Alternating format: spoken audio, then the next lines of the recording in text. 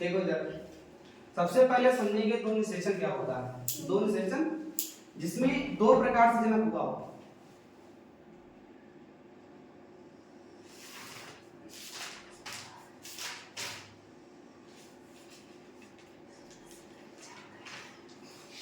इसको क्या कहते हैं बताइए।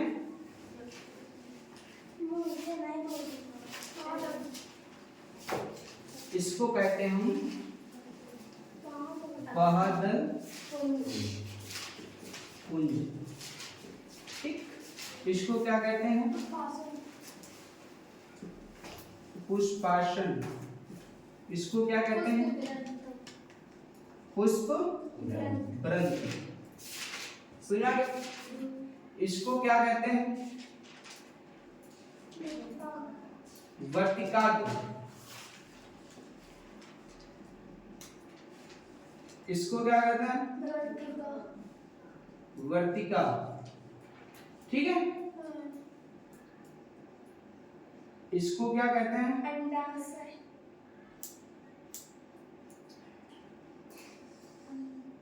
ठीक, अंडाशय। सुनना क्या? इसके बाद में इसको क्या कहते हैं हम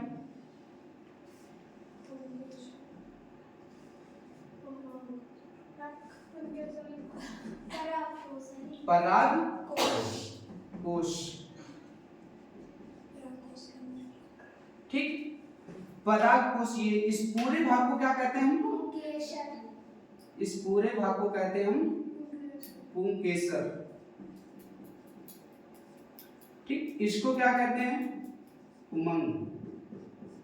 ठीक, अब ये अंदाजा लगाने हैं हमें कि पुंकेसर किन चीजों से मिलकर कितनी पार्ट्स से मिलकर के बना है।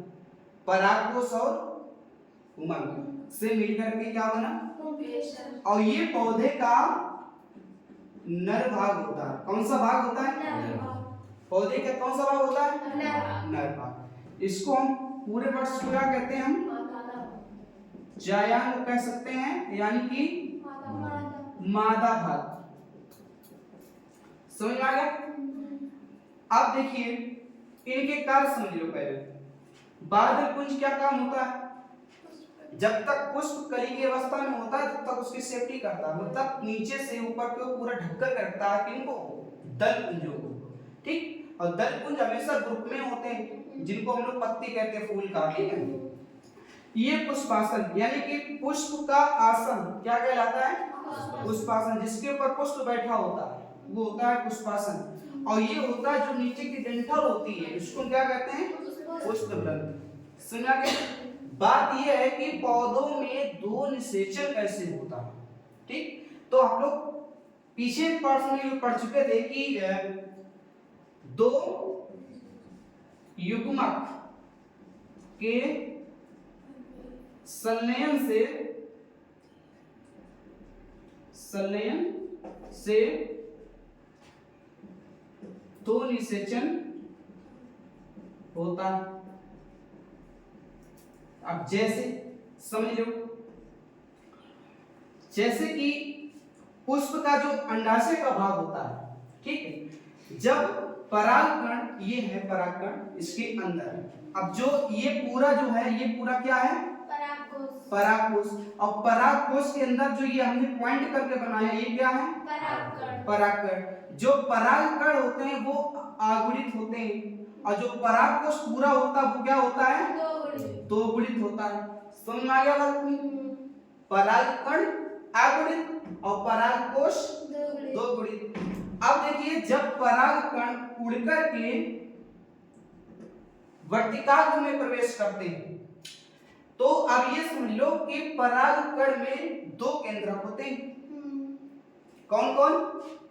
पहला होता है जनन केंद्रक और दूसरा वर्ती केंद्रक। समझ में आ गया? पहला कौन सा होता है जनन केंद्र, दूसरा वर्ती केंद्र। अब देखिए परागकण यहां से देखिए परागकण उड़ते कब है, पहले इस चीज को समझ लेते हैं। परागकण जब एक कोई मान लीजिए गुब्बारा टाइप का है, उसके अंदर आप हवा भरते रहिए, एक समय ऐसा आता है कि वो फट जाता है। तो वैसे ही जब परागकोश जो कण है परागकोश में बनते रहेंगे तो एक समय होता है कि ये परिपक्व जब हो जाता है पूर्ण मात्रा में तब ये फट जाता है, और फटने के उपरांत फिर होता है प्रकीर्णन। क्या होता है? प्रकीर्णन मतलब कल हमने आपको बताया था प्रकीर्णन कि काफी दूर दूर तक फैलाव परागकण का। इनसे लाभ क्या होते हैं कि इनकी जातियां सुरक्षित बनी रहती हैं, अच्छे विकसित होती हैं, अच्छे पोषण प्राप्त करते हैं। इसलिए परागकण में प्रकीर्णन होना बहुत ही जरूरी है। समझिए? अब परागकण में दो केंद्र पाए जाते हैं, पहला होता है जनन, दूसरा होता है वर्ती केंद्र।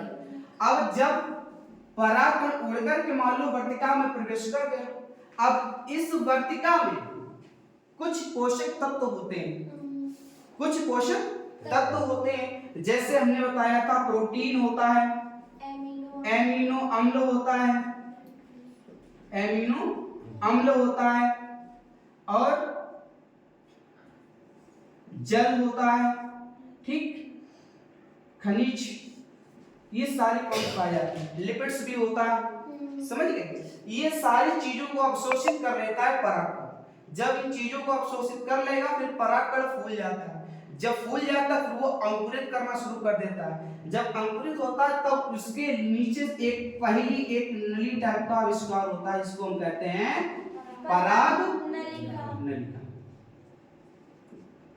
अब अंदाजा आपको लग गया होगा कि पराग नलिका का निर्माण कैसे हुआ। समझ गया कि नहीं? परागकण परागकोश से